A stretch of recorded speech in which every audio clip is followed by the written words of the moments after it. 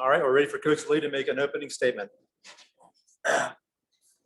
Well, phenomenal day for Mack Anglin and Matt Clark. Both those guys threw the ball very, very well. Anglin was just absolutely dominant today. He was as good as it gets, and that's what you're looking for out of a game one starter. Offensively, I thought we swung the bats pretty well today. We had a day where the wind was blowing in, ball wasn't carrying great, and we kind of had to, find a way to score runs. We got guys on base. Hackenberg came up with a big 2-out, 2-strike hit in the third to give us a big inning. We'd scored 1 run in the inning. He tagged on 2 more right there, and we scored 3 in the third. Then we had another big 2-out hit by Parker in the fourth. Scored a couple runs there.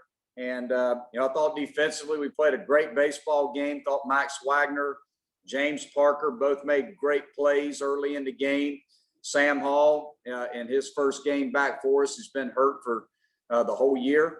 We got him back and able to use him, and on the defensive side, put him in, and he ended the game with a spectacular play. Thought Dylan Brewer made a really nice play on a ball hit down the line that could have been a double, cut the ball off, and held him to a single. So I thought, overall we played a great defensive ball game. We pitched outstanding, swung the bats well. Don't know if I could have asked for a better ball game out of my club, that's for sure. Guys played a great game today.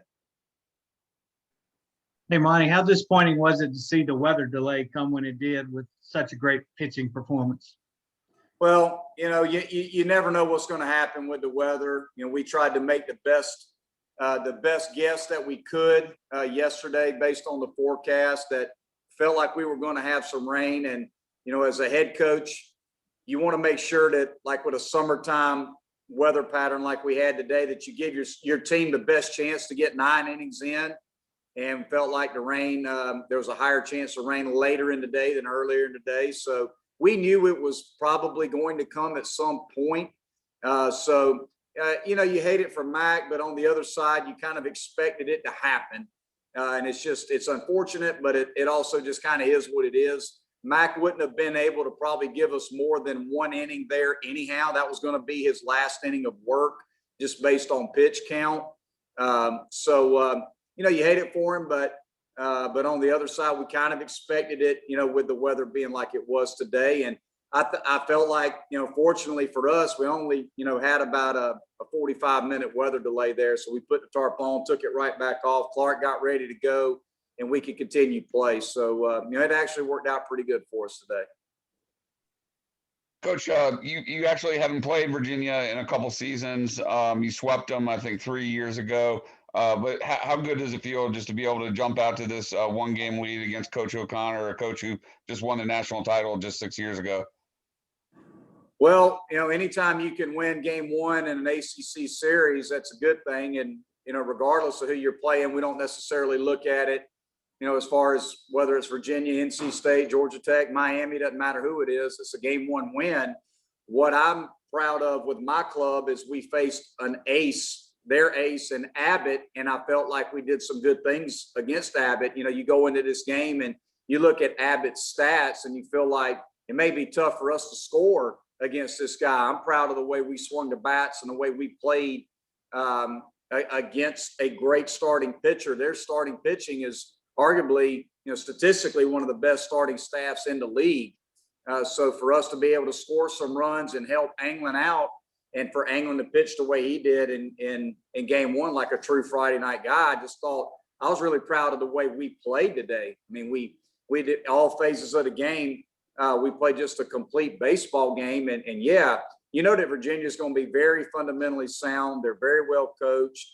They had been playing well. They beat Georgia Tech last weekend at Georgia Tech. So, they were a preseason top 8 team in the country. So, for us to play the way we did today, I'm just proud of our club and, glad we got game 1. Hey, Monte, it's Will. Kind of playing off of that, you got a couple of big 2-out hits today, and that seemed to be what was the difference for you guys in winning this game. Yeah, it was. It was two out hits by 2 veteran players that, they love to have that leverage at bat. And, Parker's been doing it all year. And Hackenberg, there's a reason why Hack hits in the 5-hole. The 5-hole comes up in 2-out RBI situations a lot.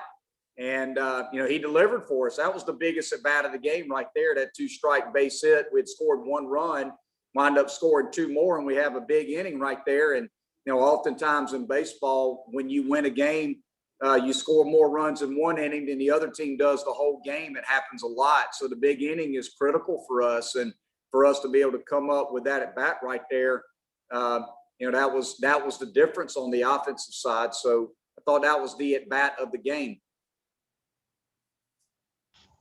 Coach, you've had 9 different guys make weekend starts for you this season.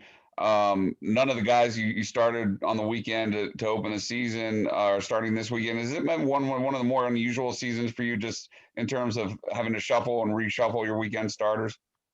I'll be honest with you. I don't really look at it I don't look at it personally like that. I don't really look at the big picture, like who all we pitched. I just look at it this way.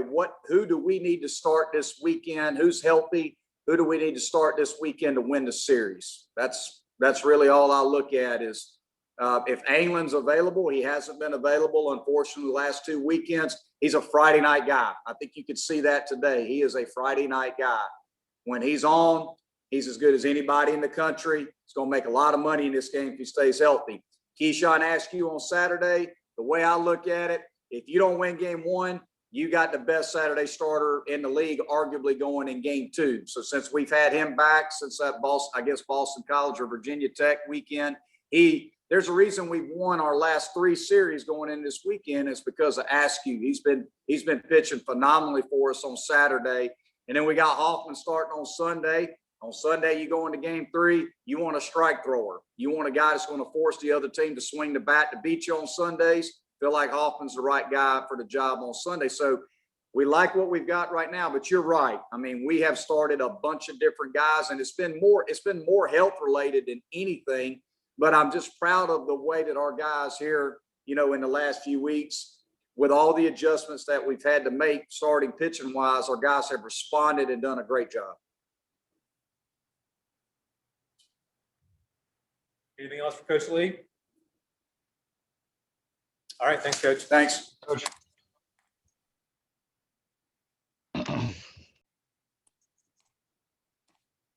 Okay, next up is Adam Hackenberg. Go ahead with questions. Hey, it's Trevor Gross from CUTigers.com. You had the big 2 2-out base hit today, and you've started behind the plate these last few games. Just how good does it feel to be back behind the plate, and how different was that for you having to start out kind of flip-flopping between DH and catching? Right. Yeah. I mean, being back, being healthy is a great feeling, especially after missing the whole preseason and everything. I didn't even get to play any inter squads or anything coming into the spring. So it was just sort of a daily grind, waiting to be back, be healthy, and ready to go. So catching the last couple of weeks has been a lot of fun, and I'm just glad I get to be out there and help pitchers get through it. But flip flopping between DH and catching, it's just I try to check in and do my job, whatever my job is that day. That's what I'm going to do. Try to help the team win. You got to catch Mack today. How good was his stuff out there today? His stuff is always good, but he got up there, got in a rhythm, and trusted his stuff, and was just pounding the strike zone. And you see what happens when that type of stuff is on the mound, and just goes right at guys. It's special.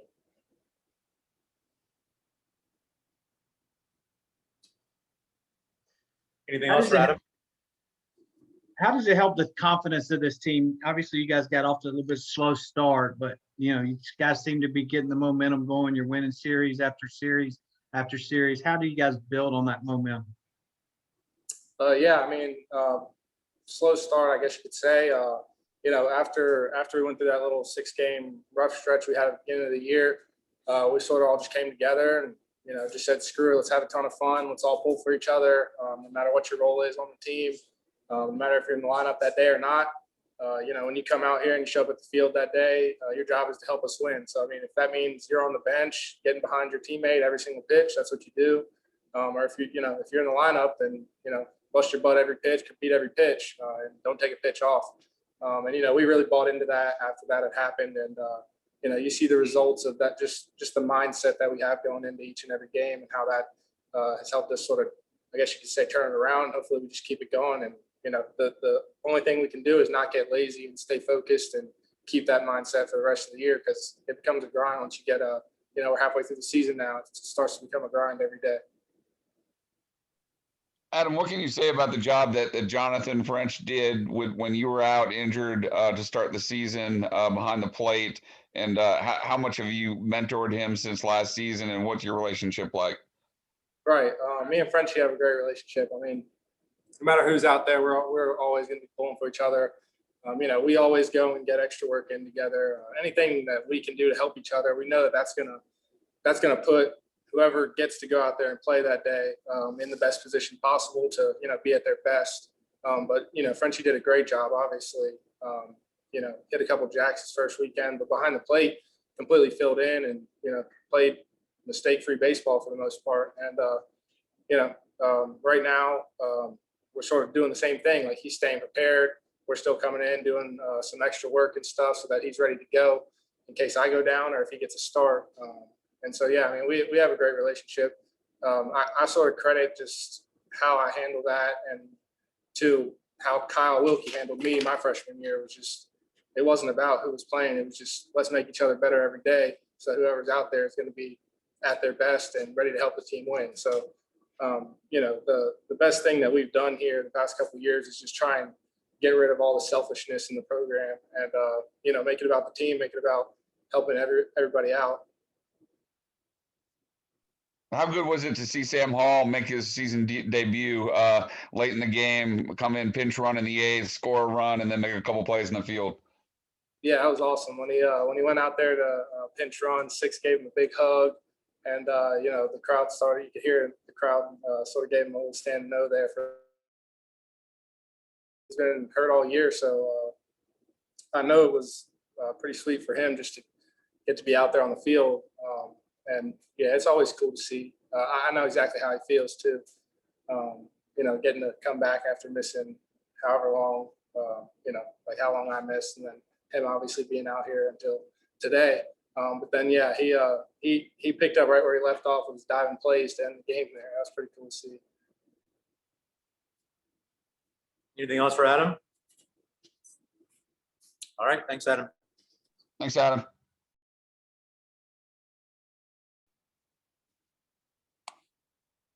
Okay, last up is Mack Anglin. Go ahead with questions.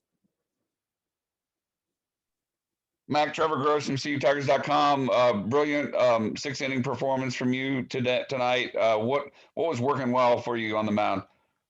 Yeah, I'd say really just my command. My mindset going into it was just to attack them and work ahead and control the count. And then from there, with having Hack back there and Coach C calling pitches, gets pretty easy. How disappointed were you to see that weather delay come? What was that? I said, how disappointed were you to see the weather delay come? Oh, yeah, I was very frustrated. I mean, I wanted to keep going until Coach C was the one to tell me I was done. So seeing that happen, it was frustrating, but handing the ball off to Matt Clark, I mean, he's one of the best. So does it get in your head at all as you go into the fourth, fifth inning with a no-hitter going? Did that enter your mind at all, or as a pitcher, is that something that doesn't even enter your mind until the later innings, or you try to keep it out of your head altogether? Yeah, not at all. I mean, it was just you're closing one inning at a time. So I was just worried about getting that batter out and executing that one pitch at a time. So. Matt, can you give us some details about your injury that kept you off the mound there for a couple of weeks? Yeah, I tweaked my oblique a little bit. So it was just, we didn't want to rush it back to where it was going to be nagging me all year. And we just waited for that to heal 100%. And you didn't feel any lingering effects from it at all today? No, nope, not at all. Travis Johnson and his staff did a great job.